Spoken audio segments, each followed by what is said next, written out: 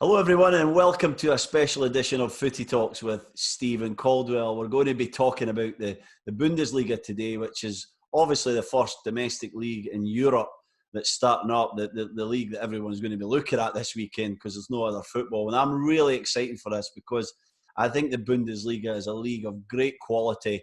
And I think it's often the forgotten sister as such when it comes to La Liga and Premier League. Many other leagues around Europe are talked about in more glowing terms than the Bundesliga. And I think that's disappointing. I think it's unfair on a lot of occasions. And so to come on with me today, I'm delighted to announce a very good friend of mine, Fox, NYCFC games. This guy's been around. He's played the game at a level. We've known each other since we were, I guess, teenagers, early teenagers. And he's the fantastic Ian Joy. Thanks for coming on, mate. Thank you very much, Stevie. It's great to see you. I hope everybody out there is doing well and staying safe. Yeah, thanks, mate. We are, and same to you and your family, of course, in these crazy times. And you and I have obviously played against each other, played with each other through youth football in Scotland, kept an eye on each other's careers, and now we're over here in North America. We get to bump into each other from time to time, and it's brilliant to see you, mate, on the Zoom call and to do this podcast with me. I'll jump right into it, I guess. Let's get into the action as such. And I think before this break, there was no doubt in most people's minds that Bayern Munich were heading for another title. They had went 13 games without losing. The one draw was against Leipzig at home. Mm-hmm. They were purring along. They were scoring a lot of goals. They looked absolutely formidable. Now, with this break, does it give everybody maybe a little chance, not knowing how everyone's going to start back again, to maybe get a touch closer and indeed jump above them in the Bundesliga race?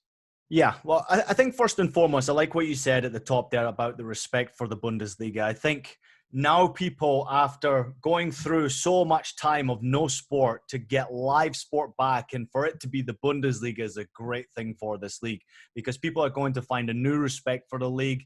And I think realistically, the Bundesliga is probably very excited about this because maybe we'll find some new fans and watching the German soccer going forward as well.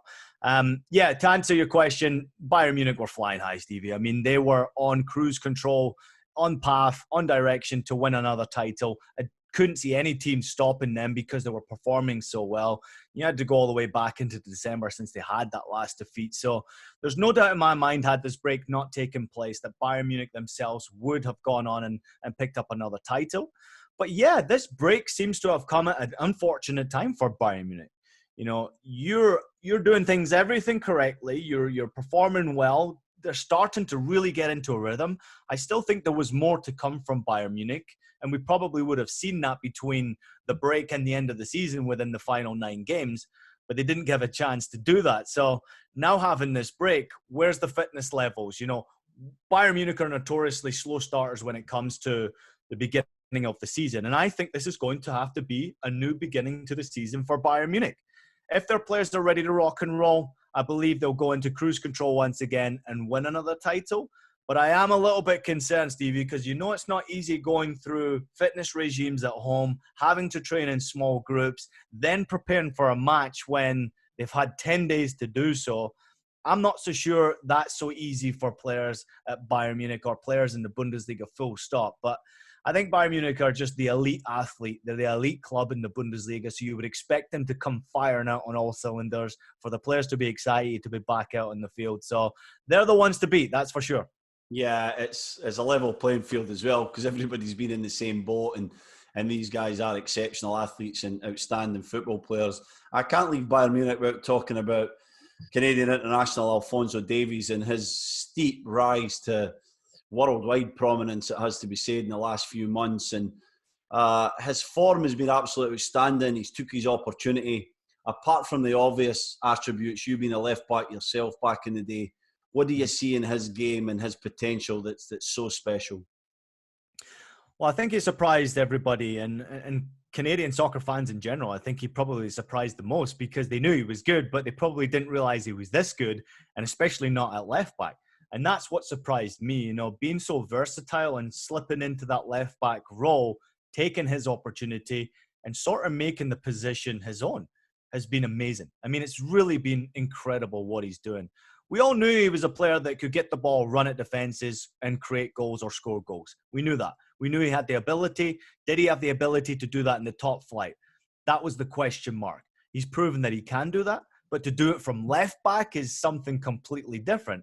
Now, what happened to Alphonso Davies is, of course, Bayern Munich had a lot of injuries early on in the season in the centre-back position, and it meant that David Alaba had to slip over to centre-back, and it gave an opportunity for Alphonso Davies to slot into left-back. That surprised me first and foremost, that he was even put into that position. But the way he's performed has been excellent. Now he's been rewarded a new contract. He's been given a long-term agreement there where he can relax a little bit, concentrate on his game, and improve his game. And that's what I'm waiting for now, because he's not a defender. He's an attacker. So to put him into a left-back role, you have to learn a new art, right? Defending is an art, like you know, well and truly. And I think he's got to learn a lot more in that position if he wants to make that position his going forward. I still see him as being a midfielder. I still see him as being an attacker. But at Bayern Munich, as long as they're happy playing him in that position, and as long as he's happy playing there himself, there's no doubt in my mind that he could potentially make that his position for a long time at the club. So why not? Yeah, he's certainly got great potential, and whether it be left back, left midfield, I think when we think of the Canadian national team, he's going to end up playing nearly every position at some point in his career as a national team player. But what a talent he is. Fixtures this weekend, a lot of great ones there, but surely the pick of the bunch is Dortmund Schalke. You agree?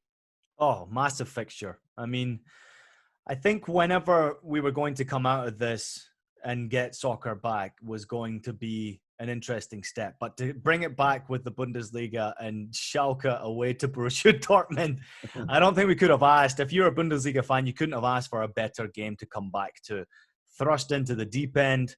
I mean, it's a little disappointing that there's no supporters there because that's what makes this game so popular. It is the local derby, and there normally is 70, 80,000 at these games.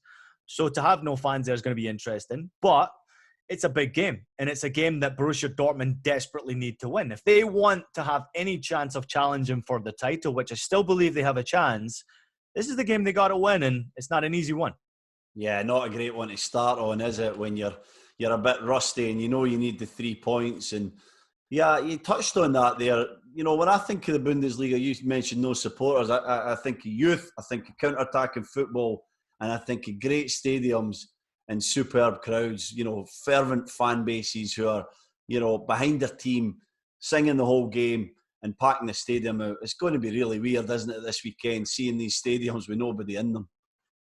You know, you'll remember this actually, Stevie, back in the day when I didn't make the schoolboy team for Scotland. Yep. I turned my focus to the US, and I got my opportunity as I think I was 14, 15 at the time, to go represent the US national team. And they were under 17 level at that time, playing in Germany.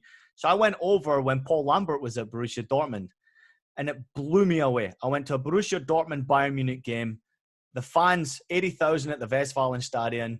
And of course, Paul Lambert was there, and we followed his career, and what he did at Dortmund was incredible. But what blew me away more than anything was the atmosphere in the stadium. And I couldn't quite believe how crazy they were, how much they loved football, how much they breathed the game, how passionate they were for their teams. I mean, that's what blew me away. And that's one of the reasons why I really wanted to go over to Germany at some point in my career and play. So the fans are everything in Germany. They live and die football. You know, they do have that 50+1 ruling where they are sort of the backbone behind clubs. So without them there, it's going to be very, very strange for players. I can't even begin to imagine being a player walking through the tunnel into an empty arena. That's going to be a strange feeling. You're going to hear every pass. You're going to hear every shout. You know, and again, the DFL, the Bundesliga, has told clubs not to use fake noise, fake sounds, or fake chants. And I think that's the right thing to do because we are in an unknown territory. But this is a big loss for the game. And it just shows you the times that we're in right now. This is coming back for a reason. And the only reason that is it's a financial reason to save the lives of these clubs and to give the supporters a club to go to when we're through this. So I understand it, but I feel sorry for the players because, as you know, Stevie, it's not easy going out there and playing with no fans. It's going to feel weird, isn't it? It's going to have that pre-season type feel. These guys probably never even play pre-season games with less than 40, 50,000 watching them, but it is going to be strange. But I agree with you, the authentic nature of it, no fake sound for the tannoy system, I think is important. It shouldn't be there. We said Bayern Munich are the pretenders to the throne, and it's theirs to give away.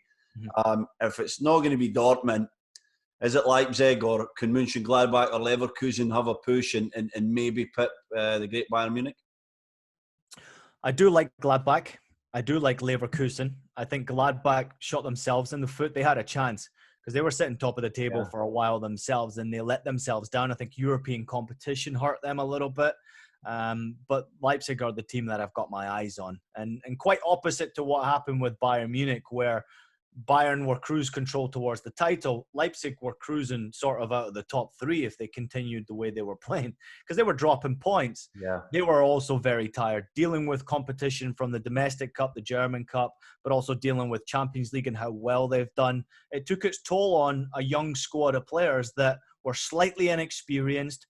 Maybe were given a little bit too much playing in the starting 11, where you had the consistent starting 11 instead of rotating the squad.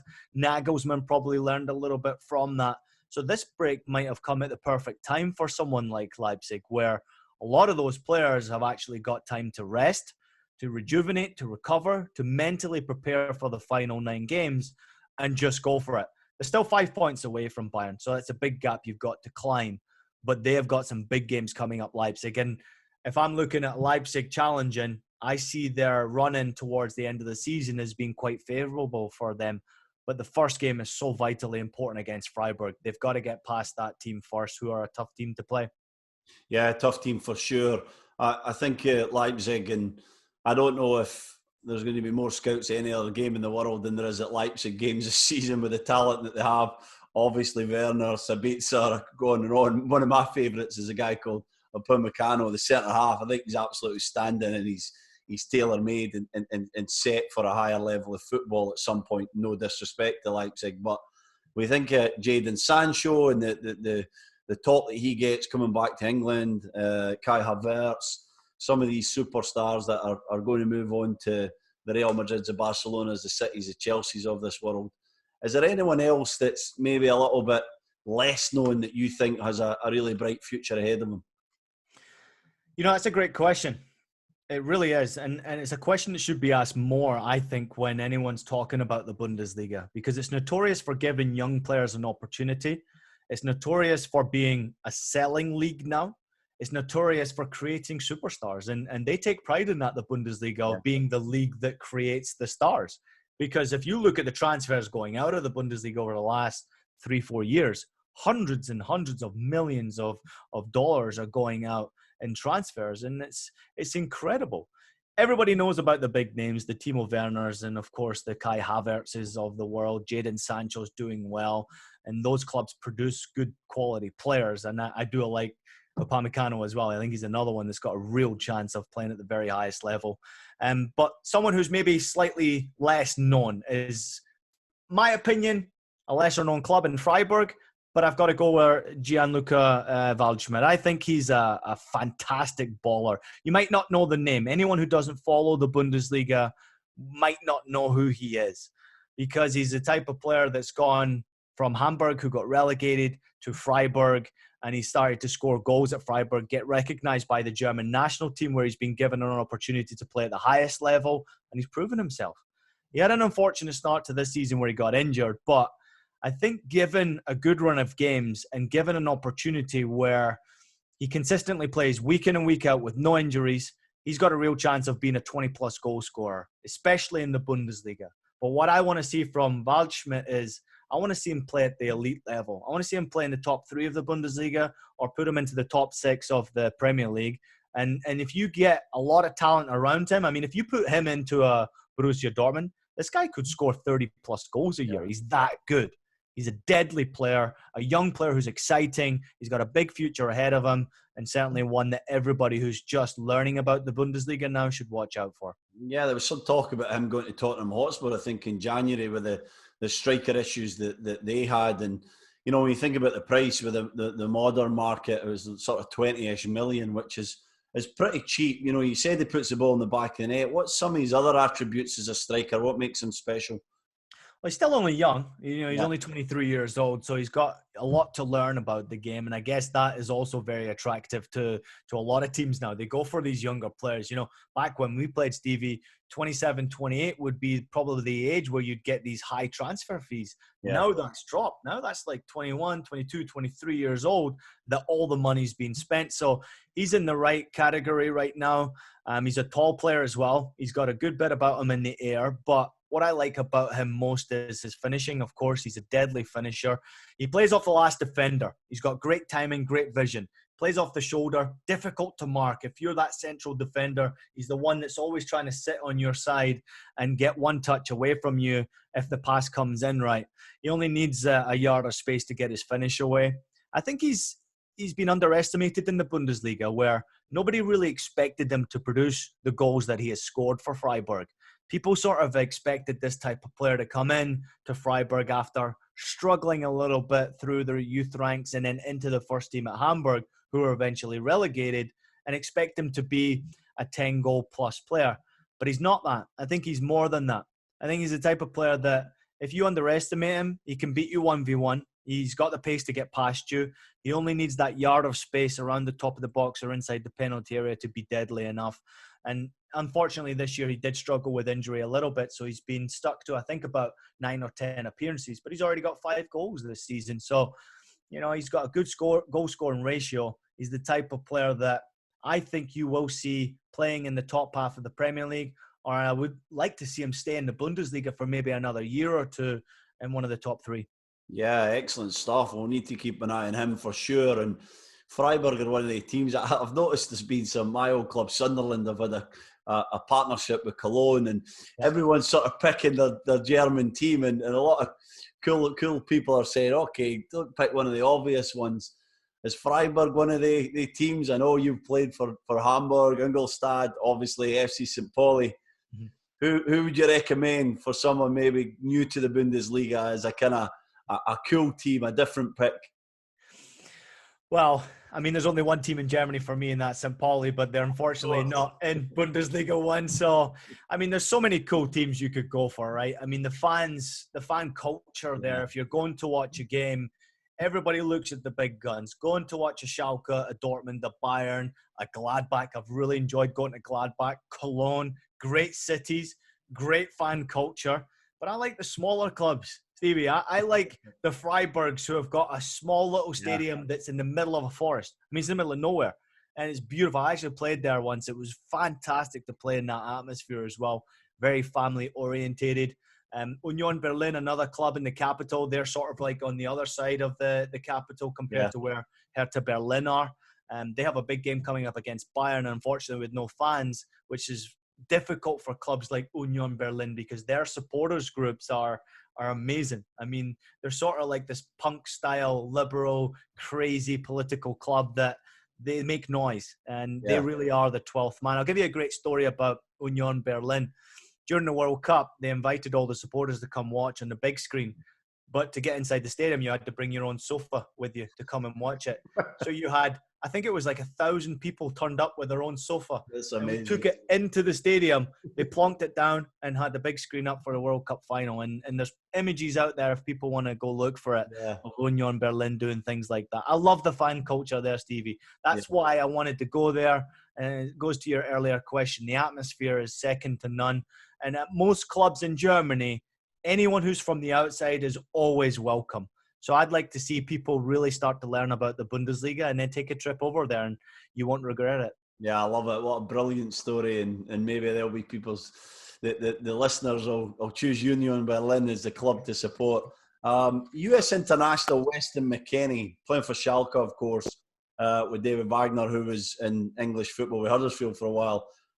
He's having a good season, but I saw some controversial quotes recently where he said that, you know, he's ready for the Premier League and he wants to move to a top 6 club playing European football. And, you know, it sort of made me sit back a little bit because, while there's many parts of his game that I really like, I do think he's got a lot to learn. What's your opinion on that? Yeah, I couldn't agree more. You know, I do like Weston McKennie, and I think he's been thrown in at the deep end at Schalke many times. A lot of changing coach, a lot of unrest outside of the coaching ranks and outside of the game, really, behind the scenes, makes it difficult for players. But Weston sort of handled it pretty well and always put himself in contention for a starting 11 spot where he has performed well. And I'm not taking anything away from his game, but I still think there's a lot more to come from him. You know, statistically, I like to see him score more. Statistically, I'd like to see him create more because he is the type of player that will make his run in and around that penalty box when they're on the counter-attack. He's a great defender as far as his timing on challenges in that defensive midfield role. But I still think a little lack of discipline in his game is shown sometimes, picking up silly yellow cards and putting himself at risk of receiving a red card. I'd like to see him be a bit more vocal on the field. I'd like to see him be a bit more of a leader, not only for Schalke, but also for the US national team as well. And some of the stuff that happens around Weston McKennie off the field is a little immature for me, and it's too immature for my liking. So I'd like to see him cut out the social media stuff that he has been doing. And I know he's been warned by the club to cut out a lot of the things that he was doing, focus a little bit more on his game, try to improve his strength a little bit. His fitness is obviously very, very good, but I still think he can be stronger. And I want to see him be more consistent in the Bundesliga.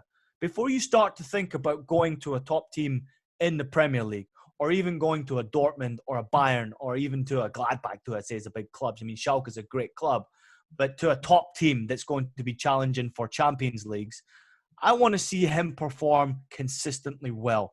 I want to see his stats improve. I want to see him be a bit more respectful towards his teammates and his club and show some respect to what he's doing right now in the Bundesliga, because he's a key part to what Schalke are doing, and David Wagner relies on him heavily at that club. Yeah, I completely agree with you there, especially on the immaturity. But I think that there is a bit of immaturity in his off the field stuff, but then I see that on the field. And you said the word there, consistency. If this guy wants to be a leader of his national team and he wants to play at that level that he's talking about, need to see more consistency from him. We are rooting for him, of course, because we want to see everyone do well, but I agree with you. There's a bit to go before he's at their levels. So from Weston McKennie to another US international and Josh Sargent, who's playing at a struggling Werder Bremen in the relegation zone at the moment in the Bundesliga, struggling for goals. I think most strikers would be struggling for goals at Bremen at the moment. But what's went wrong with his game? He seems to be dropping down the pecking order, club and country. How does he get back up there? And tell us a bit about Werder Bremen. Can they get out of this trouble, or are they indeed going to go to Zweite Bundesliga? They're in trouble, no doubt about it, Stevie. I mean, they're in that position for a reason. Inconsistency. And you're spot on there in saying that they've struggled to score goals. I think the largest problem I've seen from Werder Bremen has been, I guess, the lack of consistency between the head coach, Florian Kohfeldt, and the team. The team has obviously tried to respond after losing Max Kruse, and they never really replaced him. He was their captain. He was the talisman, the guy who scored goals, took the penalty kicks. He liked to take free kicks. I mean, the complete leader of Werder Bremen. With him, you always had a chance of winning games. Without him, you're hopeful of winning games. And they've been that this year a little bit boring. They've been a little frustrating to watch, and I think they've got to be very careful. They're second bottom of the table right now. They do have a game in hand. And Werder Bremen's situation is quite interesting, but because of this virus and the restrictions around that region, they've basically been forced to train later than all the other clubs in the Bundesliga, which is why they're starting their season again on Monday instead of at the weekend, Saturday or Sunday. So they've been given an extra bit of time to get up to scratch. And Josh Sargent's a big reason for that as well. When he's been asked upon to score goals, he hasn't taken his chance. I think he's an excellent player. There's no doubt about it. He's got something about him. He's got a good attitude. He likes to work hard. I've obviously heard a lot about what he does in training sessions, and you can see it in games as well. He wants it. He's got a desire. You know, he really wants to score goals. But I've been a little disappointed with his composure in and around the penalty area. Of course, you have to have and rely on teammates to create chances. If you don't have that as a goal scorer, it's going to be very frustrating for you. And he's looking like a frustrated player.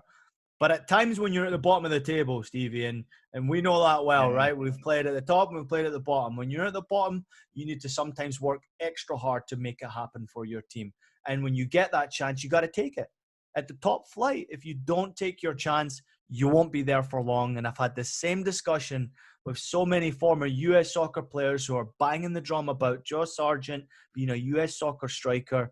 He is too inconsistent for me, and he's got to be very, very careful. If he doesn't score important goals between now and the end of the season, if he does play, then Werder Bremen could get relegated. Yeah, I think it's the worst position to play. When you're in a struggling team, you're a striker, you're getting very limited chances. Is it a confidence thing? You think it's a confidence thing? Well, usually it is. When these guys are getting, very few chances, they've not scored a lot of goals in the season, they're struggling along, the chance comes along, they're tense. Is that the way he's playing right now? Does he have to try and loosen up, maybe relax a little and it'll happen for him? Or is it more a case of working harder? He works very hard. Yeah. You can't question his mentality and his work rate, because he does work very hard and he puts himself into some excellent positions. But we've all played with those strikers, Stevie, who in training are excellent, right? But throw them into the deep end in a game and they just can't seem quite to pull it out. And I think he's been that type of player. I mean, he has to be careful, because if you look at Bobby Wood, former US international who played at Hamburg, didn't quite perform at the top flight, but was a very good second division striker. He could go down that path if he's not careful, because given the opportunity in the top flight, you've got to snap it up. And I think now you're starting to see a little bit of desperation coming into Werder Bremen. They went recently and brought in Davie Zelke. He was at Hertha Berlin and at Leipzig before that. A big striker. He was at Bremen as a kid, so they know him well. And that maybe pushes Josh Sargent out the door just a little bit. So his chance may have come and gone. But if he does play between now and the end of the season, they have 10 games left. He's got to take his chances, Stevie. Otherwise, he's very quickly going to find himself out of the top flight. Yeah, top level of football is absolutely ruthless. And again, a big few weeks and maybe a month or two for him coming up. Ian, thanks again. I love having you on, mate, because I always get frank, open discussion with you. There's a lot of people that think we have the same voice when they just hear us calling MLS games, so they'll probably struggle to understand who's speaking at what time through this podcast. But pleasure, mate. It's been absolutely great, in-depth analysis on Bundesliga. Excited to really get into it myself this weekend and to watch the games thoroughly. And thanks for coming on, mate, and stay safe, keep the family safe, and hope to see you soon. Hey, thank you so much for having me on, Stevie. I'm very proud of what you've done, obviously, through your career and following your career also into broadcasting and becoming a big name up there in Canada, where the Canadian fans I love, they're so passionate about their sport. They get behind you, and you're doing a great job bringing the coverage to them. So I'm proud of you, buddy. Stay safe, look after yourself, and love to the family as well. Thanks, mate. See you soon.